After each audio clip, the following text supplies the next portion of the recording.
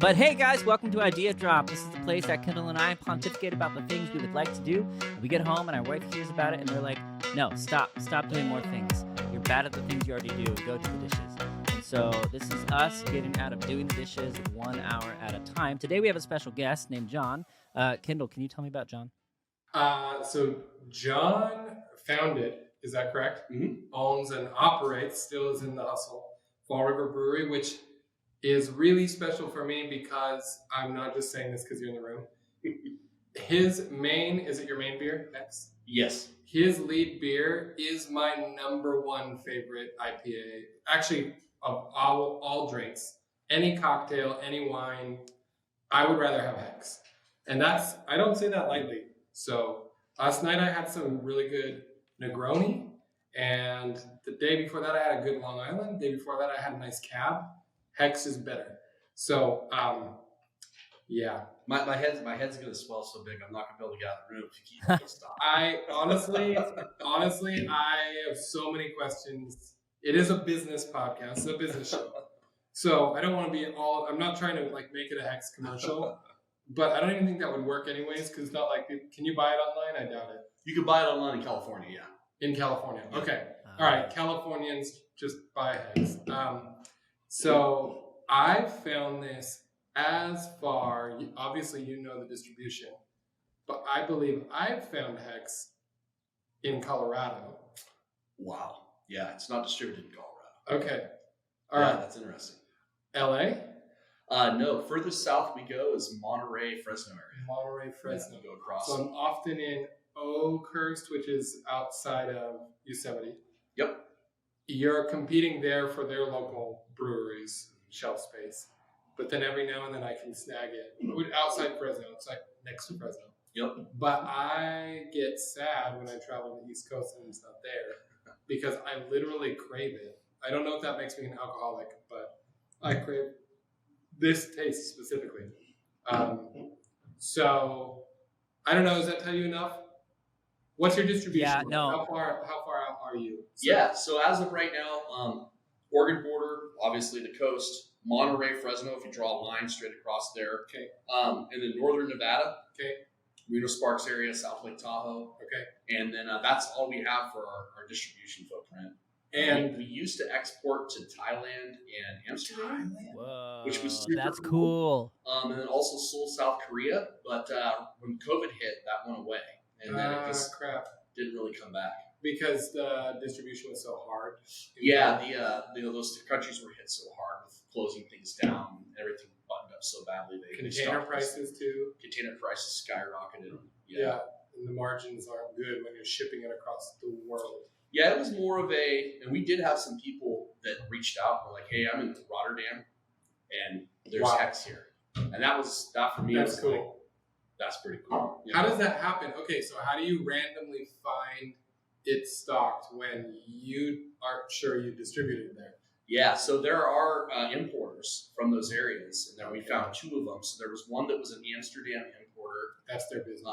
And that was their business. They were based out of the Netherlands. And then we had another one that was based out of Seoul, South Korea. Yeah. And they used to bring it into South Korea as well as do some imports into Thailand, the same company. Were the sales ever good in Korea or Thailand? They were decent. You know what's crazy is was learning how, like, and just as far as geeking out a little bit on beer, how they actually serve their draft beer there.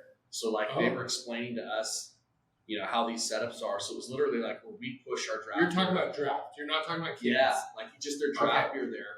And I was asking about beer quality and stuff, and I'm like, how do they think? Like, I don't know what the temperature of the sea containers are when they go across the ocean. They're ocean freight for 45 days. Okay. So they would show up. What's that? What does that do to it? If it gets really hot, it can kind of spoil the beer a little bit. Right. I didn't know they're not refrigerated sea containers. Right. But what we found out is the guys like, dude, these guys have been drinking beer that are, is not what Americans would consider high-end craft beer because they're literally serving at their parlors where instead of being hooked up to like a CO2 tank or a nitrogen tank and a gas to push it out so it doesn't oxidize it, they're actually pushing it out with an air compressor. Whoa. Like okay, so it's not actually mixing any of the CO2. Correct. You're not getting the head on it at all. They just don't care. they're just so happy to have American alcohol. Dustin, is that what you experienced with Yeah, Europe? so I have a lot of experience drinking over across the world. It's my favorite pastime to do as I travel, and it's always better in California. I didn't know why, but now I know why. That makes sense to me. That's like literally hex on draft. Now I don't know. You tend to have nailed it on the can, to where it's really close to its draft form. Yeah. I don't know how you did that. I don't know if that was hard for you to pull off. But when I have other beer, I will like only the draft, and I won't like it out of the can. What's that? So really, a lot of it has to do with just the actual packaging process itself. Okay. In parts oxidation. Oxidation, especially with IPAs, like really, really hop heavy beers, don't like oxygen. And that process starts to kind of break down. You'll get kind of a cardboardy, kind of a cheesy kind of a flavor, right? And it'll start to turn kind of real malty sweet. Right. For us, and a lot of this is true about being able to drink fresh beer, is that we skip the process of obviously canning, where it's exposed to the environment, and that filling head comes down, fills that can, and lifts up. For a second there, the top of that can is exposed to the environment to pick up oxygen. We have what's called FOB, it's foam over beer, where it actually creates a pop on that. It gets the CO2 to break out. It's to push the oxygen out, actually kind of mushrooms up with foam. In what size of container? Like that's a 16 ounce. So this is cans. In each can. Yes. This is not in filler. Okay, this is not at a huge tank level. Correct. And then once that foams up, kind of makes that mushroom head, it pushes the lid down on it, and the can spins and steams it. And it comes out of the line. Now in kegging, it's not ever exposed to the environment. It goes directly from the bright tank, which is the big vat that holds the finished beer. So everybody nails it on kegging. Correct. But very few nail it in canning. Could you theoretically just do it in a vacuum tube? I know that's like a little bit of a tall ask, but is that within the ability? So the vacuum tube wouldn't work, in that once you expose this to, and a good way to prove this is take this beer up to like really high elevation, like 10, 11,000 feet on a backpacking trip. Yeah. Open it, it's going to just foam like crazy. Right. And it's because of that differential drop in pressure. You're going to get that the CO2 breaks out of solution in the beer and it starts to gush. In a vacuum, you would get that, which is gush. You wouldn't be able to get the package. Right. But they do tagging on what you're saying is that a lot of these big monoblock fillers will actually, the can goes inside the monoblock. It's a big glass chamber. Yeah. And it's pressured so that it's pushing nitrogen, use some sort of an inert gas to push outward. Sure. And so when it's in there, it's less exposed to any type of oxidation. It's crazy how much chemistry and science is actually used in the process. I don't think I realized. Dude, I love it. It is, but it isn't. You know, like, I mean, you're using words I haven't heard in 10 years or 15. High school was a long time ago. 18 years. Oh, God. I don't even want to think about it. John, I have a lot of questions for you, actually. Okay, so let me start off with this. You have a can of beer. This isn't a can of beer, but let's say it's a can of beer. Can you just break down, like, where is all the margin in this? So, like, this is all manufacturing. This is here, and that's profit at the very top. So how is the cake made? I want to know. Can you just break it down for us? Yeah, so, excuse me, a lot of this will depend upon each individual person's business makeup, because when we were building our business plans to launch Fall River Brewing, this is the thing I struggled with the most, is that you figure out the raw ingredients, like you figure out your cost of goods sold, and then you make a rough guesstimate of what you're forecasting your revenue is going to be. Yep. The part that made it really hard was like, okay, let's take the indirect costs and let's put that over a keg of beer. Well, you can't do it because you have to forecast for the year. Well, how many kegs do I think I'm going to sell for the entire year? You have no idea. And break all that back down and spread it out. It was impossible. Yeah. And so that's the part that I think is the most difficult. But if you look at the actual revenue of the product versus the cost of goods sold, you know, in this can, depending upon the type of beer, IPAs are extremely hop forward. Yeah. That's going to make up the lion's share of the cost of producing the beers. And really? Hops. We dry hop extensively. So for us, you know, you're looking at per barrel's roughly 31 gallons of beer. Okay. We drop a dry hop between 3 to 4 pounds per barrel. And so you look at that, hops on average right now for the stuff we're using is $12 to $13 a pound. We're doing 120 barrel batches. So we're, 400, 500, 600 pounds per batch going into You're dumping thousands of dollars in hops. Right. Then you've got the breakdown of the barley cost, which up until last year was always minuscule. We've always been around the 32 cents. And then once we started buying in bulk, 30 cents a pound range. And then last year it shot up to 42 cents with the whole Ukraine conflict. So that was a big increase in those expenses. Yeah. But what about the can? And then the can itself. So right now, these shiners we buy in bulk, there's exactly 156,500 cans per truckload. These are 16 cents a shiner. Okay. And then you have the label. Each one of these labels is 10 cents that's applied. This will go to a new label. You said 6 to 10 cents. 16 cents for the shiner. Yep. And then 10 cents for the label. 10 cents for the label. So you're 26 cents into the can. What about then you've got the lid. Okay, so lid's a separate cost. Separate cost. Okay. Yep. And that's going to also be added on to that. I believe the lid is around 32 to 34 cents per lid. Dang. Mm-hmm. Dang. Yeah, so all said and done, like a lot of people are always asking, like, why is craft beer so expensive? And you break down these costs, and it's like, well, gas is expensive and it's heavy. Yeah, so it's there's a lot that goes into it. You guys do your own distribution, or you go mainly through distributors, regional distributors? Yeah, we're 100% distributed. We tried self-distribution in the beginning. It just doesn't scale. And I ate our lunch. Yeah. It's so hard. So it's like it eats your lunch on the startup costs, but you're still going to eat, 25% to the distributor or whatever they take? Yeah, it typically starts at 30. Per beverage. Per beverage. And they do that of the cost, that's the actual price that's going to the retailer. It's not a 30% markup of your product. Right. If it's going to go to the retailer and let's just say hypothetically this was $30 a case, they're going to want 30% of that $30, not 30% of it. Not 30% on top of your cost. Right. And so I was really struggling with that in the beginning when we launched these guys, because I was like, oh, we're going to mark it at 30%, Yep. That's going to be their take. And I was wrong about that. But it's crazy. So this is one of the things that, like, looking back on 15 years of being an entrepreneur, you realize, like, somebody could have just told me this.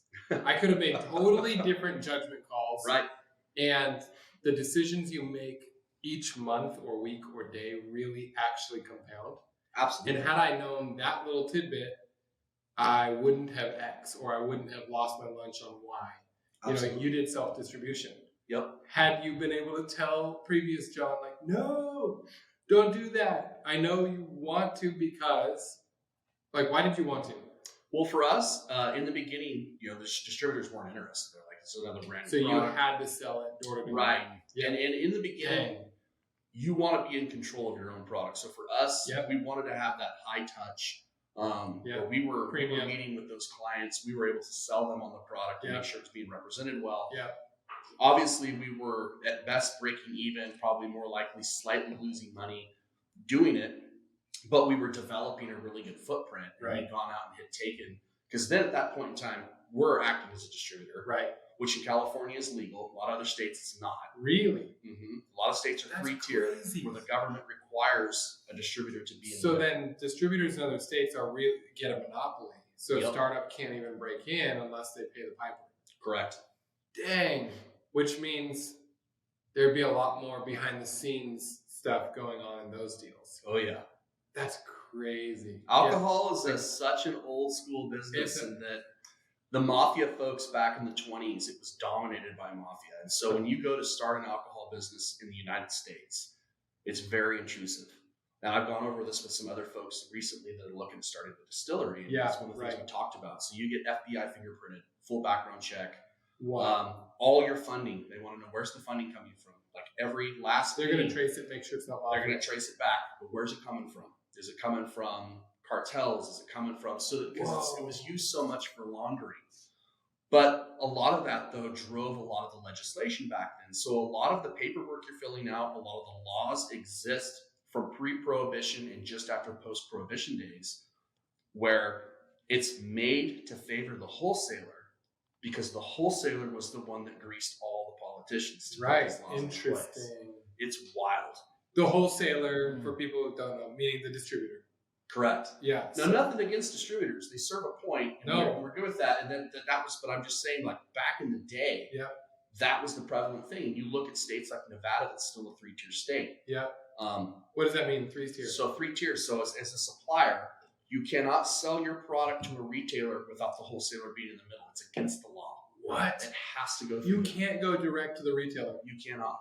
In Nevada, you can't do it in Montana. In Oregon, they add another layer. You have to sell it to the government who sells it to the wholesaler. Stop It's a 4-tier state. How much does the government take? That I don't know because we never dealt with Oregon yet. But One time I was helping. So I was doing a business with a partner, was mass market brokering for startup consumer products that had success online, but didn't know the crazy world of retail. yeah, So we helped kind of bridge the gap of like the millennials that were doing startups that were successful direct to consumer, but thought it was a good idea to try to get it into Target and CVS and Walgreens and Rite Aid. yeah, And we were there to be like, well, you can pay us to tell you how bad of an idea that is, and we will do our best to help you. yeah. But you need to know up front, like you better be under, it was like 22% of the actual end consumer price Right, to be able to turn a nickel. right. So if you're not touching 22% on what you think the consumer will pay, I recommend don't even get started. Yeah. And we would take their samples and whatever. We got these condoms that were, you've seen these now. So L condoms. We talked to their CEO, founder. Their mission was like, hey, look, every time that you have safe sex in America, then we're going to donate safe sex to a place that is plagued with AIDS. And we're Wait, how do you donate safe sex? Yeah, all right, I'm not going to touch that. So I didn't say it I don't as eloquently understand. as they say it, We're going on a but they rabbit hole would here. donate the condoms, to Oh my god. Let's go back to the booze. I have a question for the point was That's okay. what we learned in working with them. So we kind of told them like, look, the retailer is literally going to take at least 40% Absolutely. of the end consumer price. The distributor, now it's just condoms. It's not heavy liquid, right? Sure. So the distributor is going to take another 10% or something like that if they think they can get you into gas stations. And then you got to pay the broker 5%, who's going to get you into Target and CVS and stuff. And they're like, nah, we'll do it ourselves. We followed up with them a couple months later. CVS took 70% of the end consumer price. It was the only deal they could get. And that was their first mass distribution. And CVS did it because they took the premium look and feel. Look and feel is the wrong way to say that. The premium vibe of their packaging, and they just charged $4 more than everything else on the shelf. Like Trojan, would be the mass market thing. And they said, well, let's just, if that's $8 a pack, we'll charge $12 a pack, but you got to pay us 70%. So they're keeping. So then they pay the broker. No, they didn't have a broker. Then they pay the distributor. They're probably keeping 15% when the dust settles, and having to pay for in-store ads, right? And you got to pay to market this place. So the end cap that you want to do this, all those programs. It's crazy to go into retail. Yeah. And then beverages is even crazier. Yeah, it's been an uphill learning experience that we still are learning more and more every year. Had you known everything you know now, do you think you would have been too scared to start in the first place? It's a damn good question. I think I'd still probably gone for it. But, Why? well, I think just, going through the rest of my life not knowing that I tried, right? For me, it was like, I don't want to live every day looking over my shoulder going, what could have been? Right. And I was that kind of at that point in my life when I wanted to start a business. I just didn't know what it was, and I was rolling. How old were you at that time? I was 30 when we got into it. Hey, that's like a nice, ripe, late-ish start, I think, for a lot of people who like put pressure on themselves. Yeah, I actually remember turning 30, and I was like kind of depressed, Right. I thought I was going to be a lot further along in my life than I was. Right. And I'm like, man, it's like part of me. I was like, out having dinner with my wife, and I was like, I'm a loser.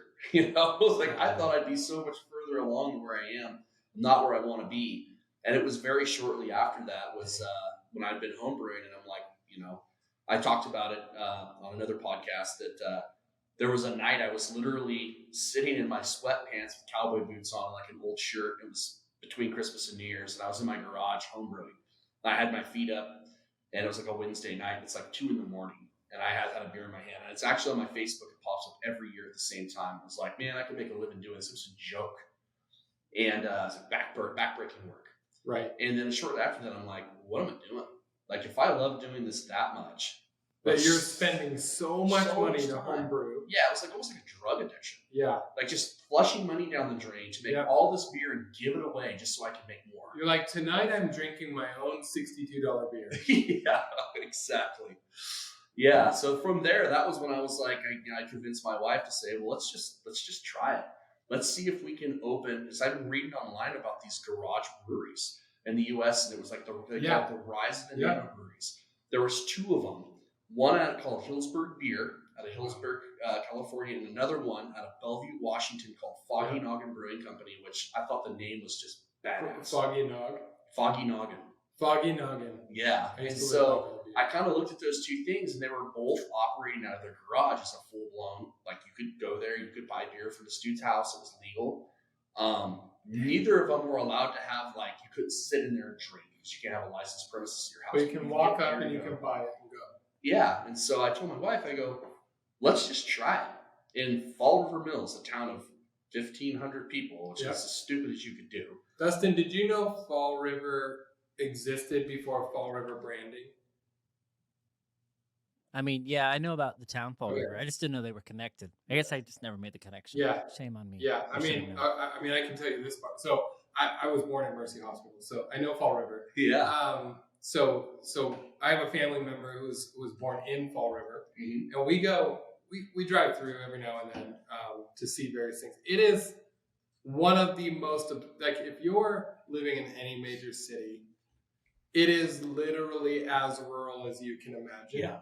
And Hex, the branding on my favorite beer, the one we're drinking, like, this is also a very obscure reference to most people, but for locals, like this, the Hex hatch, like, so this is fly fishermen are fishing a certain time of year when there's a hatch of an insect where is it steelhead? It's the steelhead run, right? Salmon?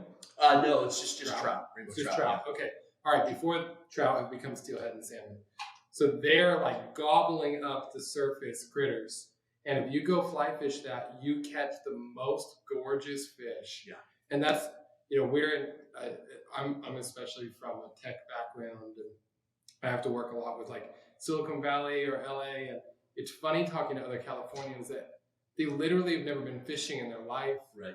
Much less obsessing over fly fishing and certain times a year and the hatch. And this now, to me, so like we have fly rods. I live on a pond. And my wife and I love to fish. Yeah. And she hunts. I don't hunt. Nice. But yeah. She was also born in Thailand. She's badass. So like to me, this is not only like a local nostalgia thing for me. You also nailed the craft. So like it is what I hope that my geography gets to export to the world. So when I'm doing business, I don't get to do Reading business. I don't get to do Shasta County business. Like I had to figure out how to make money remote and from, digital stuff just so I could live where I want to live. Yeah. You had to kind of tackle a similar challenge. You just did it hyper-local and succeeded, which to be fair is a much lower odds play. I took the higher, like I want to stay, but if I could use the computer, I can make money easier. Yeah. Remote. That was before remote was cool, to be fair. But you did I think I can make this work on my own terms, even just the labor of locals, which is crazy. Yeah. The fact that we even got out of Fall River and made it down to Reading is like. Were you from Fall River? I was, yeah. Whoa. Yeah, I grew up there. I went off to college and then kind of did my stint in construction. Okay. Was a kind of estimator, project manager, engineer type. And you were project managing and estimating when you were 30? Correct. And depressed. Yeah. We've got people in our group, don't we, Dustin? That there are people right there. Oh yeah. Yeah. That's like the common theme. Actually, that's good. John, I have a few questions for you. It's nice that you touched on it. You were 30. You were sitting there thinking, you know what? Screw this. I should go do something because I'm not enjoying where I'm at right now. That's where I think a lot of us find ourselves. I find myself there probably every other week, and then I try a different startup and things like that. But I want to go back to it. If you were talking to a young entrepreneur right now and they said, hey, man, I want to start a brewery, would you say, yeah, go do it, man? It's the greatest thing on earth. Question. Or would you say, no, dude, there's a way easier way to get autonomy for your life and not do something you hate doing? Sure. No, absolutely. I would tell them the truth. And it's I talked to a lot of people when I was looking at starting our brewery, and I talked to folks that own breweries, and it was funny that every single one of them was like, they give you this condescending look, like, oh, kid, you know. If only you knew. If only you knew. There's no money in this. Like, screw you. If one man can do it, so can another. Right? But it was more along the lines of just like, you'll never understand the business. You'll never be able to figure it out. I've been doing this for 30, 40 years. I'm a pro at this. Don't waste your time. That was always the feedback, which would actually piss me off and make me want to do it worse. That made you more motivated? Are you like that, Dustin?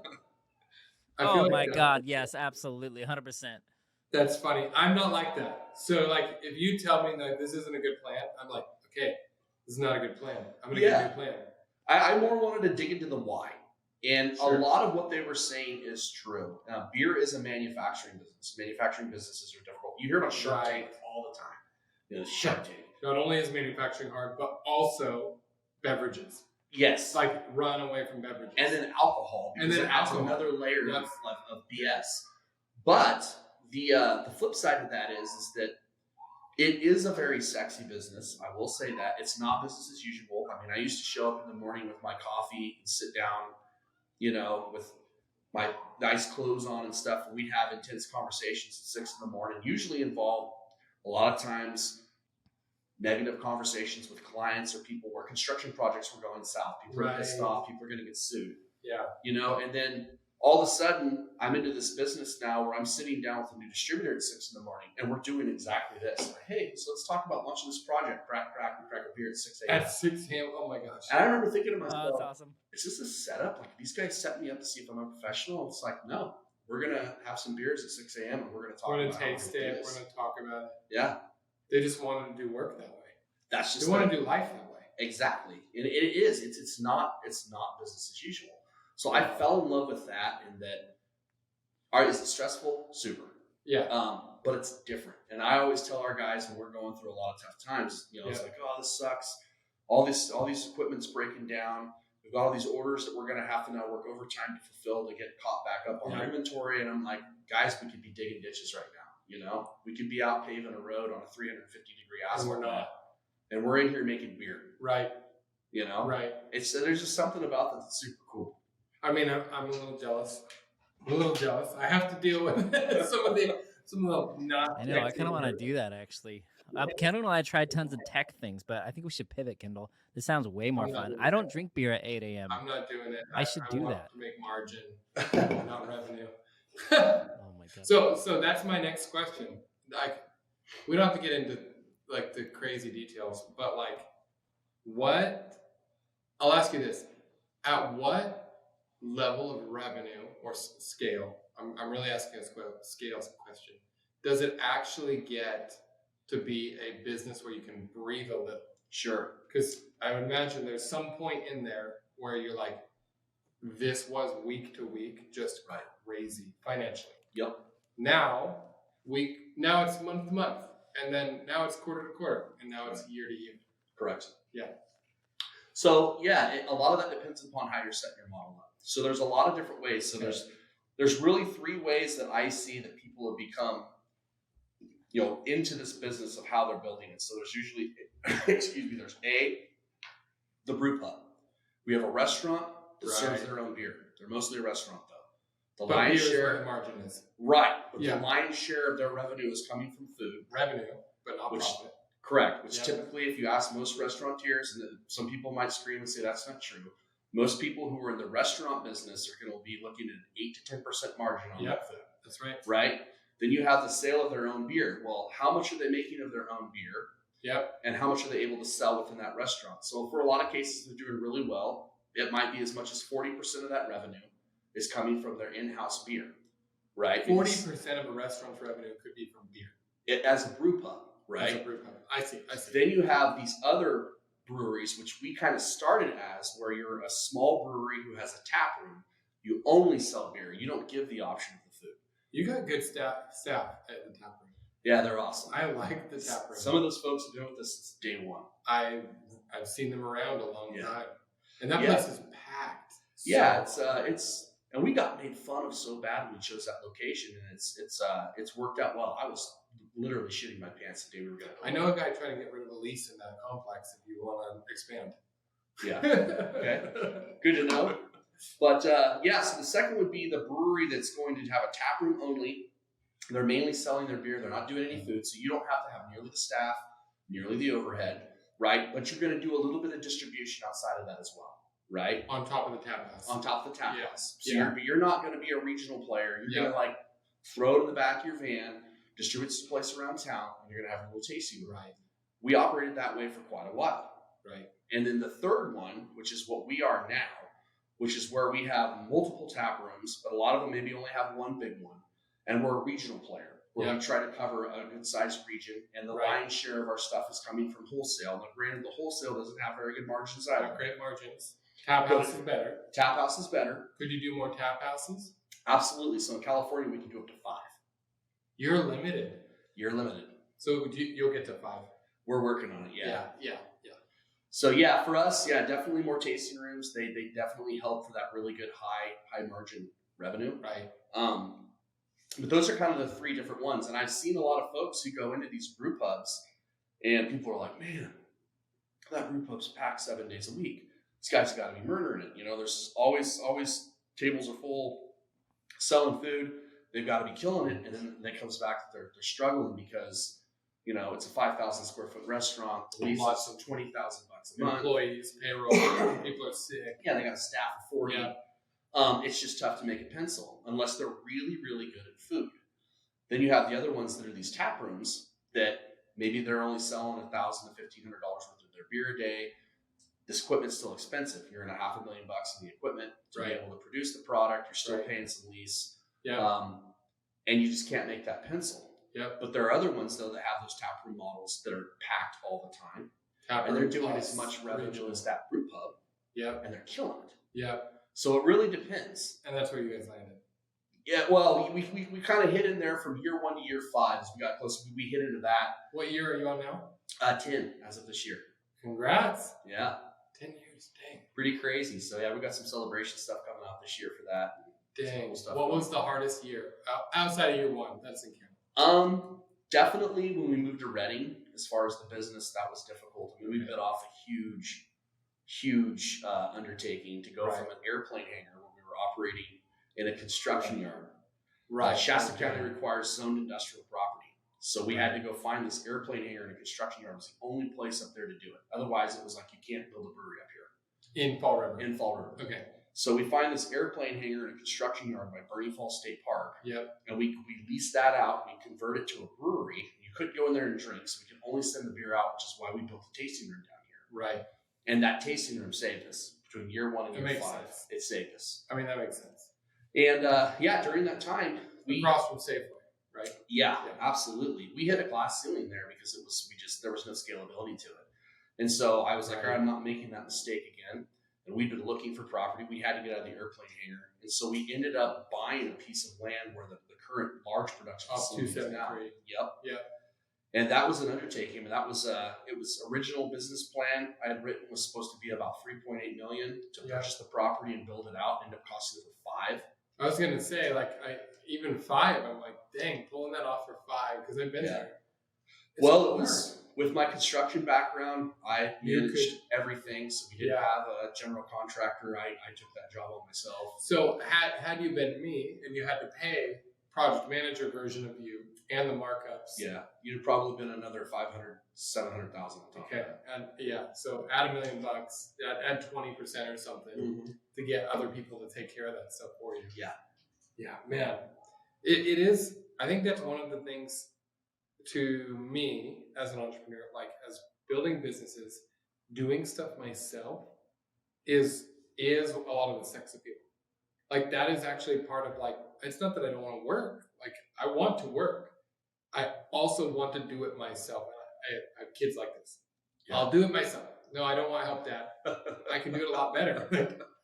And so there's a little bit of that rebel streak has helped me as a business person. And then in scale, it kills you. Right. So you can't get to your next phase if you want to do it yourself.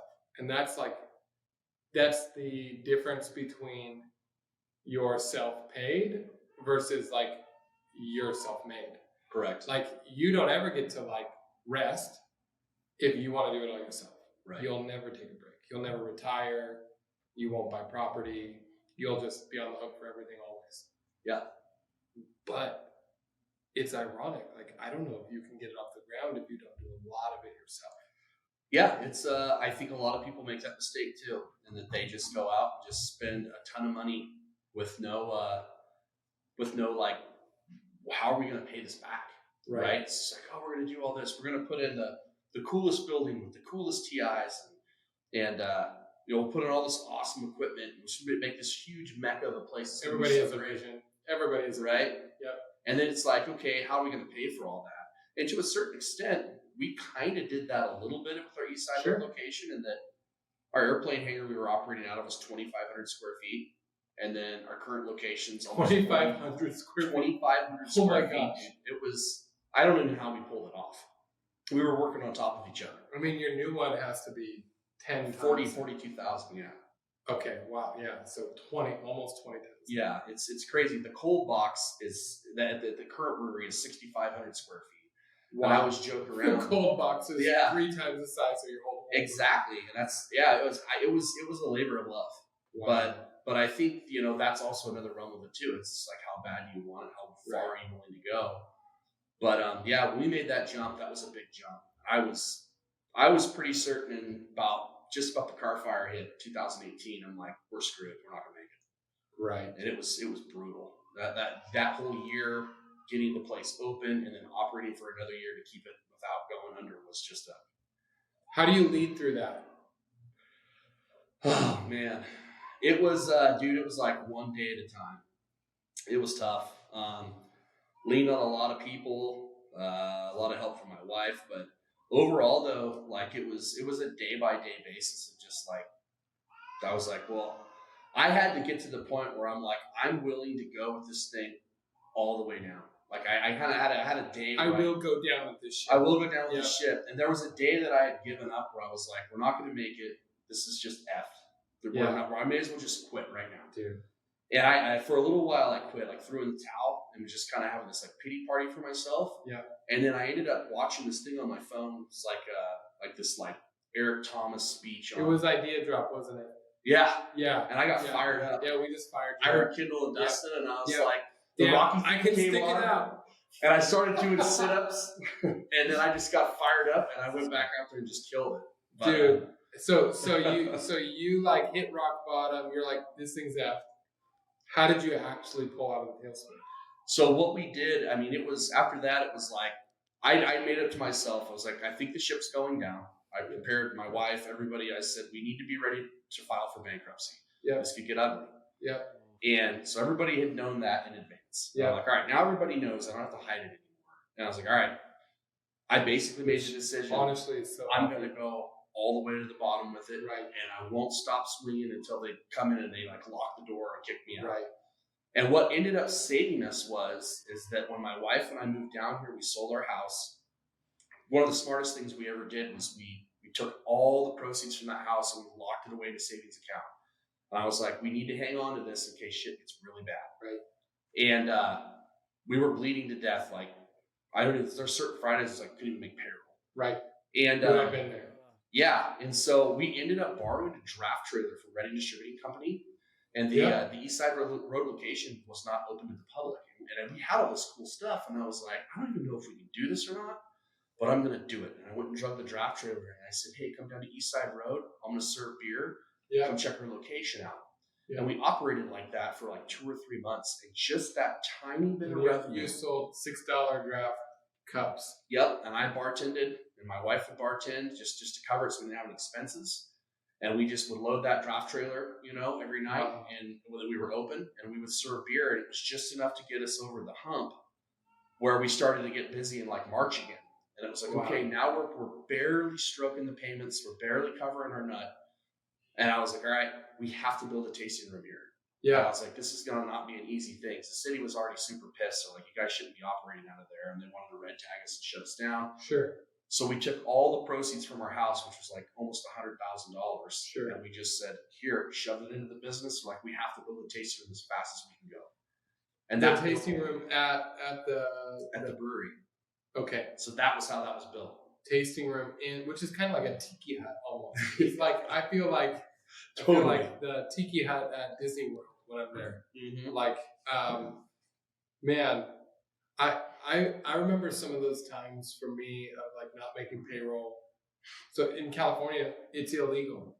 Yeah. What are you gonna do? Like I can't. Like I try. Like you literally can get sued in retrospect. Yeah. For being 2 days late on payroll. California is the worst state to do this stage. Yeah. It is really hard. Obviously, paying people is really critical to business. But trying to figure that out, like, do I lay them off? Or do I tell them, like, I'm doing everything I can, let's do everything I can. I understand if you have to quit. Yeah. I mean, I had to do like that. I understand if you have to quit. Yeah. This is where we're at. That's a crappy feeling. It's a crappy. It's embarrassing. It's a crappy thing. My mom, before she sold her business and had like a celebratory exit, there was 2 years there where it was like the Thursday before Friday came, she'd be pacing. Yeah. She'd be like making phone calls. Like, there's not money in the account for tomorrow's auto draft for payroll. Right. And I remember, like, those were my high school years. Like, I remember her going through that and trying to do that with her business.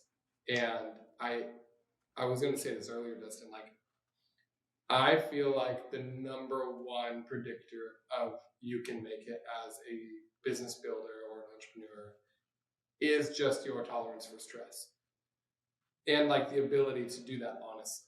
Because the more honest you are, the more you can tolerate, I think, the more people will tolerate you. So a lot of this, you can just sheer force of will make something happen. But when I step back and I kind of look at people who make it and don't make it, there are too many unknowns to predict how to pull this off. So therefore, just being able to handle stress and keep making decisions as they occur, those unknowns come up. Like, that is the predictor of success to me. Can this person handle ambiguity? Like, Would you agree with that, John? Is that the number one indicator of success, the stress threshold? Yeah, I think, I absolutely agree with it. I think it's the ability to be able to just, you got to be able to keep picking yourself back up over and over and over. Yeah. It's like, handling the stress, being able to just get dirt rolled time and time again and just keep standing back up. I can't tell you how many times where it was just like, I'm so freaking tired. Just give me an excuse to quit. You know, there's just plenty of them. It's like, I'm ready. Somebody just take it out of my hands. This will be my story. I tried that. So real. Dude, I'm actually a little bit jealous of you because you and I have extremely different stories. I've tried a lot of things, and it sounds like you've tried one thing, and you just killed it at the one thing. Now, through a lot of stress and sweat and tears. Pardon? It almost killed him. Yeah. I mean, that's just what's happening. But the highest stress thing for me is like when I try something and I'm like, well, shit, I just gave 3 months to this project. Right. And now I have to pivot to the next project and to the next project. Now, you're talking about I'm trying, I'm committing, and I just gave away my entire safety net, my nest egg, my ability to say, hey, honey, we're okay. You can't say that anymore after you invested in this building. That's stressful as hell, man. We're not okay. Good. You've got a good marriage. I'm just gonna say that. I'm impressed by that. Well, I tell you what, there's a day that will be etched in my brain for forever. My wife, dude, it's just hilarious. When we were signing the business loan for the $5 million, and we were down at Placer Tile recording this thing for all of the deed of trust, all the UCC 20 filings and everything. So it's like, well, you're now putting up for collateral your retirement, your wife's retirement, at the time, your house. Your cars. For the entrepreneurs going to entrepreneur school here. Right. UCC filings they've got you by the balls. They have everything. If you don't make this payment, they take every part of this entity, every little, trailer or truck in the entity, your house, your retirement account. Yeah, it's you're putting it all out there, and it's a person you sign a personal guarantee. I mean, they can garnish your wages for the rest of your life if they want to. Yeah. And it's I remember we were signing that loan, and she was white and sweat pouring down her face. And I look at her. What color was she before that? She was like a little, probably a little. She's a redhead, kind of a redhead, so she's still kind of pretty white, That's great. That's great. But it's like another level of white. Yeah. She was pale. She was pale, but she started kind of hyperventilating, and we had become really good friends with the commercial loan officer that we work with. One of the things I talk about is I think for a lot of people, funding is a great way to develop a good relationship with a local community bank. Yes. And we had done that. And Which bank did you use? We were with Cornerstone Community Bank. Megan Jenkins at the time was there, was helping us. And she'd help me write the business plan for us to buy Eastside Road. She'd help me with our former stuff where we built the airplane hangar. She helped us become bankable. And so she was good with it. She's like, I believe you can do it. And so they were committed to that, but they still have to protect themselves. Which is crazy. Yeah, it's pretty crazy. And so we're signing all this. I mean, it's like a stack of paperwork. It's like an inch thick. And my wife just starts hyperventilating. And Megan's like, Amanda, do we need to take a break? And she's like, no, I'm going to be okay. And I just start laughing. And she's like, how are you laughing right now? And I'm like, whether it's 500,000 or 5 million, like the outcome's going to be the same. Yeah, it's a binary. Like either we're destitute. But let's go for it, And she's like, I don't look at it that way. And I was like, well, I do. But, and we roll forward with it. I was like, whatever, I don't care. If we're going to get cleaned out, let's get cleaned out. Let's get cleaned out and see what happens. We'll start over again. I'm so with you. Like, it's illogical to borrow $50K when you need $5 million to do it. If you need $500K, then it doesn't make sense to not borrow $500K. You have to borrow the amount you got to borrow. Right. You got to go for it. And if it doesn't work all the way. Correct. You are just resetting your life. Right. And you will be a barista or a bartender or whatever you are again. Start over. But honestly, there's a beautiful, my wife hates it when I say this, but you can start using this, Dustin, with your wife. Emma would love this line. In America, you get a one free restart. And I haven't even played mine yet. That's how bankruptcy works here. You get one free, you even get to... Bro, I have used this with my wife. I wouldn't recommend it to people out there, but I definitely think like that. And I think I want to take a really big shot at one point, knowing that I have this opportunity should the moment come. So I have, there was a year where I lost a house. Basically, Trump was fighting China. Yeah. And I was in the solar industry and I was commission only. I had $250,000 commissions go away after 11 months of working for zero salary. Yeah. Because he threatened tariffs on Chinese solar panels. So overnight, the bank stopped lending because the politics. Right. The bank stopped lending meant there was no leverage for the company I was working for to do these solar projects that we're doing. Yeah. So the banks are underwriting, they're not writing checks. So then they're not going to write me a check and go through with these projects. So I lost a house. We didn't play our bankruptcy card. Yeah. I probably should have in a lot of people's, frame of numbers. But for me, I'm like, I am not going to play my one free bankruptcy card on $250,000. And it wasn't even that much debt. It was maybe like $100K of debt, which to a lot of people is like a mind-blowing amount of debt. Oh, yeah. And I get it. Like if I was going to go, work a normal salary job, it would take me a long time to pay that debt off. But if I swing again for the fence, it might be an easy $100K to pay. And that's kind of the logic of it for me. It's like, it's a binary. I'd rather do a $10 million, debt that goes belly up and make my one bankruptcy happen on that than $100K.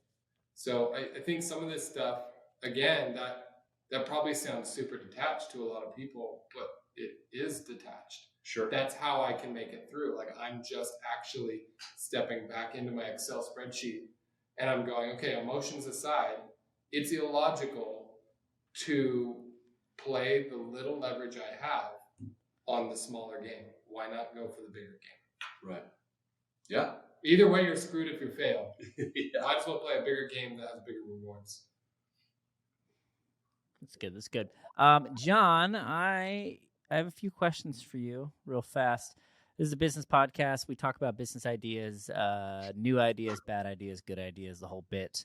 I want to ask you, within your industry, I don't brew beer, so I have no idea if this is a good idea or a bad idea. But is it ever on the horizon for people to start opening, let's say, a seltzer brewery, just pure seltzer? Is that a bad idea or a good idea? You know, you can still do it. I mean, you look at White Claw, Truly, some of these ones that focused on just Yeah, they suck, and I hate them with all my heart. Keep going. Yeah. Right now, those markets are descending big time. They're retracting. So you're going to have to figure out how you're going to bridge that gap. So that Really, why are they retracting so big right now? I'm curious about that. it was kind of a little bit of a flash in the pan thing, in that seltzers kind of came and went. You're seeing now like ready to drink cocktails are the new big thing that's really trending. And the market does that. Like this beverage market trends all the time. Craft right now is on a decline. So it's just one of those things you got to ride the waves. But one thing that has stuck around over the years, if you look at the history of time, beer has been here since like the dawn of like human civilization. It's crazy. There's actually a documentary you can watch called Beer Wars, and it actually goes back to the very beginnings that anthropologists can study when humans learned how to make beer, and that's where a lot of the tribes congregated. Was the folks that knew how to make beer. And it like drew the social groups. Yeah. It changed their politics. Correct. All the way up to the beer wars that are fought today with just distributors nuking each other and the big, AB and Bev and all those guys fighting. But, beer has been around for a very long time, just like wine. And it's one of those beverages that it will ebb and flow. In my opinion, I don't believe it's going anywhere. Yeah. Whereas you're going to see seltzers, I joke around all the time we were kids, like I think back in the 90s, Zima. You remember Zima coming and going, Tequiza, like everything. Yeah. Like how do you stomach even running a business knowing trends affect it so much? Right. So for us, it's we play those. I love doing. I mean, we make seltzers. Are they going to compete with White Claw? Never. I can tell you that, never. But for here in a local area, especially for our tasting rooms, people love them. Interesting. Because they're really good. Ours are ethanol based instead of a fermented malt beverage base. Okay. So rather than having a beer, we scrub the color out of it. They're actually ethanol and water, which we've got a little proprietary process we use to get around some government loopholes to do that. So it's legal. But the other things we do now are we making ready to drink cocktails. They're called the brand's called Half Cocked. You are right now? Yeah. I had no idea. That's a great idea. I was going to ask about that. Please tell me more. Yeah, so you can go to our tasting rooms and you can get like a Greyhound on draft. You can get a Sex on the Beach cocktail on draft. Wow. Those are the two we're making right now. We did I called it an appletini, but it was kind of like a hard Martinelli's apple cider we did for Christmas, which we just got a bunch of crushed apple juice from Apple Hill, and then got the highest Sacramento. Yeah, highest proof, legal under the term of F&B, fermented malt beverage. The highest ethanol we can get out of that for our purification process, which we do, is a vacuum distillation. Okay. Just kind of works like a little ethanol fuel plant. And so we can ferment up to 15% alcohol. Wow. So because it scrubs it through that ethanol fuel plant, which makes rocket fuel in the middle, and then waters it back to 15% on the output, the Alcohol, Tobacco Tax and Trade Bureau doesn't consider that distilling because there's no amplification. You're making gas. So you've got pure ethanol at 15%, which is like vodka soda, and then we throw fruit puree in that. And literally you're getting vodka soda and fruit puree. As you talk, obviously there's a lot of creativity in what you're saying. Sure. As you talk, I'm wondering, would you ever have been able to run this business had you not been in construction, estimation, project management? I would actually say no. I think that probably single-handedly prepared me for it, mainly because when I was working for the companies that I worked for, and I look at the time, you have this bloated ego as like a young 20-year-old. Sure. I just came out of college. I was such a badass. I know everything, Yeah. So smart. We all did. And, they cut you loose to run these projects. And they have like huge safety nets for us. But like I was, as a 23, 24-year-old, managing $4 or $5 million complex construction projects. Yeah. Where a screw up cost the company millions of dollars very easily. Right. And you had to be very good at obviously knowing how to estimate your costs very well. But once that was done, you had to be able to execute your plan and manage your money to make sure that you hit target profit at least. What they really wanted to see was not hit your target profit. They wanted to see you come in as that, like that's your baseline. They want to see you crush it. That's what they want to see happen. Like, I estimated this at 10%. I'm at 15. Yeah. And like I work with a lot of really sharp people, and a lot of very, very way smarter than me. And I think that taught me how to be able to look at these big, massive problems and break them down into little sub problems, and then build those pieces out to have a cost side, potential revenue side, and really manage the pennies of it. So to make sure it all back together. Yeah, you put it all back together and make sure that you know what you're doing on a day-to-day basis. You know, did we make money today? Even just avoiding the tax on your ethanol process, like that, those types of things are not normal. At least I don't think they are for a brewery owner. Like, I honestly couldn't answer that question because I don't know. I couldn't state that on behalf of a lot of people. From some folks that I have had a chance to look into their business, it's surprising to me how many of them just kind of show up and brew beer. At the end of the year, they're like, CPA, did I make money? Right. And it's like, wow. Right. CPA, did I make money? Yeah. I feel like now, if you have the luxury of going CPA, did I make money? You are in a good product market fit industry. Yeah. The product is carrying you. You are not carrying you. Yeah. Right. And I think a lot of so that's some good news in the sense of a lot of our society is just product market fit. Mm-hmm. If you can ride a product that actually gives you enough margin and grace to like not know the weeds or details, and you still can be okay when the dust settles, that's a luxury. But if you want to be resilient, like the only way to do it is to have this creative problem solving approach, which is pretty rare. But I think like a lot of what we talk about, Dustin, like I feel like the people who feel like they should or could be building their own business are often getting that not because they want to be rich, but because they want autonomy and they know they're capable.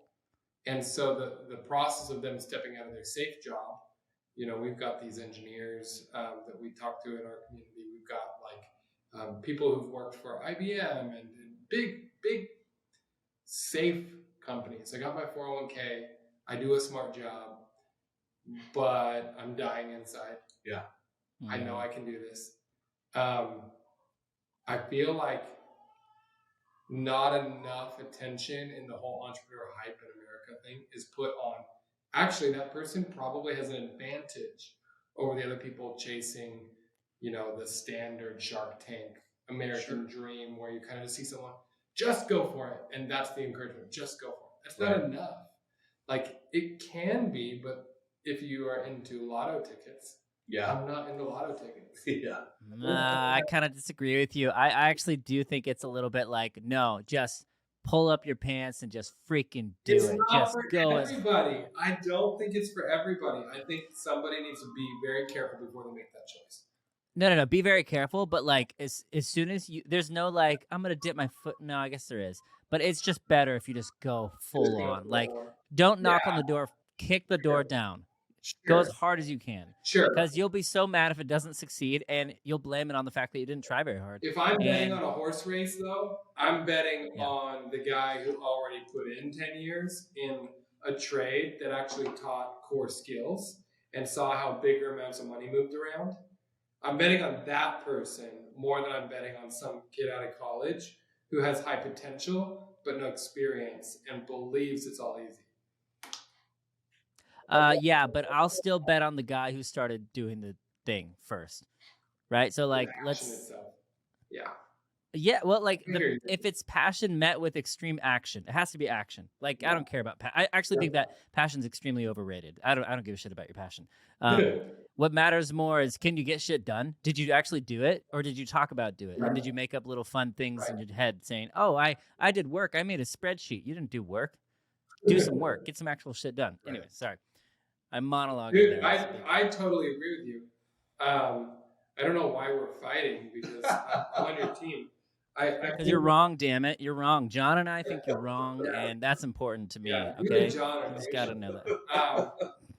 Man, do we have beer related startup ideas? We're supposed to be doing Dude. Okay, John. I have a quick direct question towards you, bro. I haven't had beer in like a month because I'm trying to go without beer. Can you please convince me to have beer because I've been doing this hop water? And tell me why I should be drinking beer again. Just hit me with the truth. Well, I can tell you that beer definitely it works great as a good social lubricant. I mean, you can't get around that, right? I mean, some of the greatest things I've ever done involve drinking. Now, some of the worst things I've ever done have involved drinking too. Sure. It's both. Yep. But I will say this: you bring up a really good point because you just touched on something. You guys are talking about ideas. I'm sure you probably know there's a rise in non-alcoholic beer now. Right. It's crazy. Yeah. I don't understand Right it. I'm like, if I'm going to drink NA, it's for the feel. Right? But part of what we were doing with the vacuum distillation stuff is that under vacuum, ethanol evaporates at room temperature. Interesting. Which leaves behind very good non-alcoholic beer. Interesting. So we launched our first NA this year that we've been flushing down the drain for 3 years. It's called Dry Fly. How much money did you waste on the flushing it down the drain? I didn't want to know. I don't want to do that calculation. Yeah, it's probably a lot, but we actually did that. And to your point, Dustin, Dry Fly. There is a reason for it, and then what we're finding in demographics right now, and looking at millennials and zennials especially, they're not drinking during the week, right? And that's a lot of what we're seeing with this drop in overall consumption across markets. Is they're not drinking during the week, but they will have their NA, they will have their hot water. There is something for that. And so for us, again, do we expect to compete with a Heineken Zero or an Athletic Brewing? I mean, they just got $100 million pushed into them from Dr. Pepper Keurig. Wow. Into a company that's 3-4 years old, maybe 5 years old, that only makes non-alcoholic beer. Wow. It's crazy. I mean, they're mostly a marketing company. When you step back, a lot of those brands are a marketing company, not a product company. Yeah. They're not manufacturing as much as they're marketing. Yeah. And I've had their product, and I'm not talking shit because it's a very successful company. It's not very good, in my opinion. Yeah. But I don't ever expect to compete against them. But for us, again, it's like, well, we have this ability to make a really good NA. Let's make it NA. And what's cool about the NA, I don't have to go through a distributor. It's not considered beer. I can ship that to Dustin on the East Coast with zero ramifications. I mean, could you ship it to my house? Mm-hmm. So this is interesting because I'm with you. I don't understand it at all. Yeah. However, I am married to someone for the last 11 years who really wants non-alcoholic beer. She really likes the taste and really doesn't want the feel. So it's been interesting watching this trend happen. Right. And my wife's like, well, I'm craving the taste, but I actually don't. It's not wise for me to have a beer right now. Sure. I get it. She has 5 kids. Or let's say she's pregnant. There's a lot of use cases for not having a beer. I mean, okay, so we have 5 kids and been married 11 years. So do the math. We're pregnant about our marriage. So roughly. Add breastfeeding in there, and basically our hormones are jacked up together for 60% of our months together. Literally, non-alcoholic beers are popular, in a sticky way. Right. The people who want them are a little bit like, well, there's one other option I have. This is what I'm craving. Right. I want this. I don't want another thing. I'm not considering Gatorade right now. Right. I'm not considering wine, and I don't want to drink water. Yeah. It's literally, I just want that. So I do think it's a good business. Yeah. How do you get your data on trends? Like you seem to be really in tune with your market. Yeah, so I kind of a little bit of it drives my wife crazy. So at nighttime, when it's the kids have gone to bed, and we're doing whatever, what's pretty crazy about the invention of the iPhone is there's just a world of knowledge in your fingertips all the time, and most of it's on Idea Drop. Right, exactly. And so I'm always Googling stuff. So I'm always checking on okay, well, how is Athletic Brewing doing? I'm checking on them. And there's all this stuff comes in on their market share, what's happening. We also subscribe to what's called IRI Nielsen data. Yep, which Nielsen data. Yep. we get a lot of stuff on that, and that kind of tells you what's happening with It's freaking expensive, though. It is expensive. Entrepreneurs do not knock on that door. So the company I used to work for that bought Nielsen data, is bankrupt now, and Nielsen might have been one of the problems. Wow. They just, Oh yeah. It is how do you outrageous. squander $70 million of VC capital? Buy Nielsen data too often. Wow. That's crazy. funny. That's question about the non. Oh, actually, real fast, dude. That's exactly what I do. I'm sure Kendall does this too. Like I'll play video games, but then I'm just constantly reading, trying to find the next thing. Oh my god, it's addictive, and it's a problem about the iPhone, and a problem that I love. But to the non-alcoholic beverage, is it possible to make a non-alcoholic beverage that has a specific taste and flavor? Like, could you make the Hex with 0 alcohol?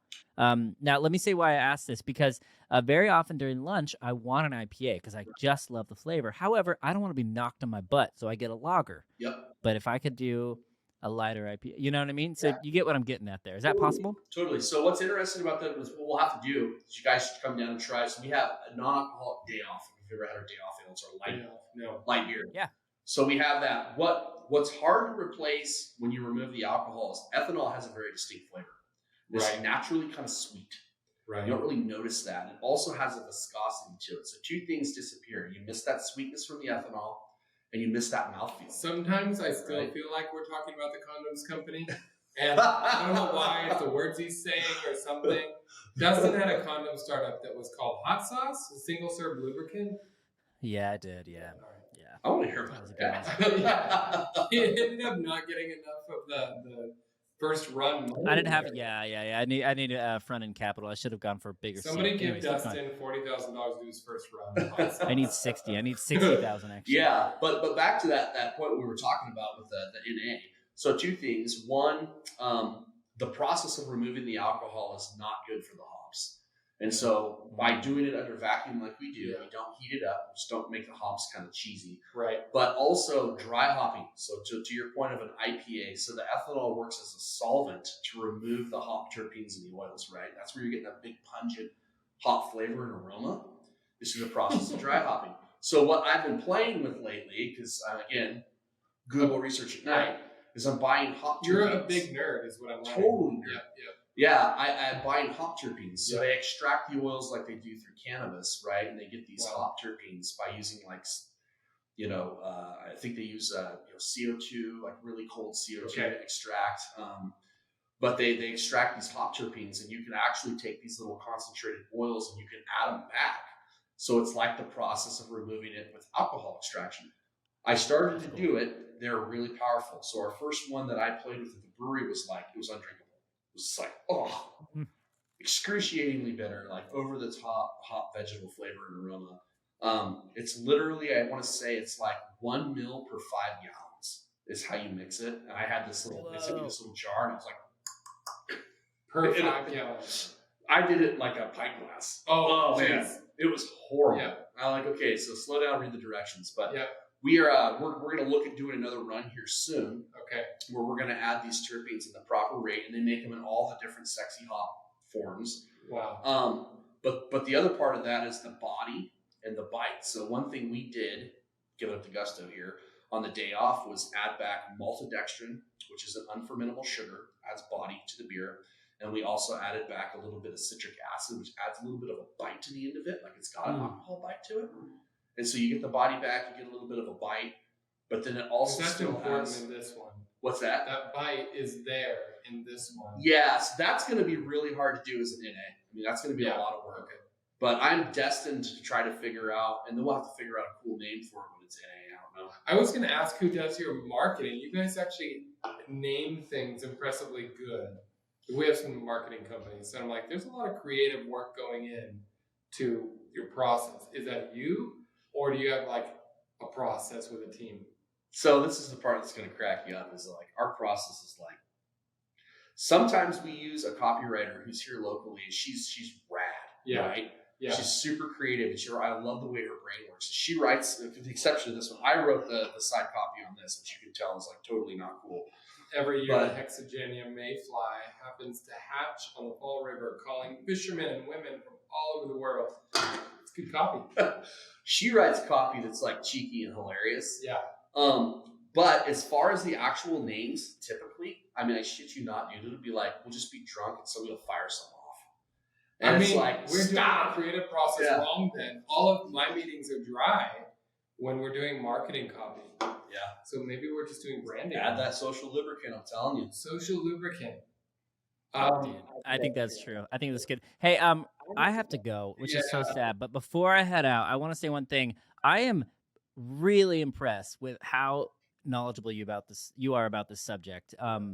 You can tell a lot about anybody if you just ask them, hey, anything about what they're passionate about. Holy shit, you know what you're talking about. I'm impressed. You made me like a really, really happy buyer of your beer, and I buy a lot of it. So this was a treat for me, man. Thank you so much. Yeah, this has been fun. I appreciate you guys taking the time to bring me on the show. It's been a kick in the pants. I like meeting other like-minded people. It's I don't know. Good. You just don't meet a lot of the people that are like aligned with the type of thinking. It's a different kind people of think thinking. you're fucking crazy, right? Yeah, well, we might be, but we're that together. That's what we are. We're just crazy together, right? And we all, So I agree with Dustin. Thank you so much. Thanks for inventing Hex and Hazy Lazy. Absolutely. Hazy. Yeah. I freaking love your Hazy. I appreciate the insight, and I hope that as you go, you hit those 5 houses. Yeah. I feel like I want to do one of those in San Francisco. Cool. So, see you there. Sounds good. Thank you. Hey, this episode is brought to us by beer. Wherever you're at, just go get a beer. And if you happen to be in Redding, California, go get a Fall River Hex. That's what we think you should do. And if you're anywhere else, go get a beer. Just know you're not going to enjoy it as much. Great. There you go. Good job. Dude, super good meeting you, man. Holy crap.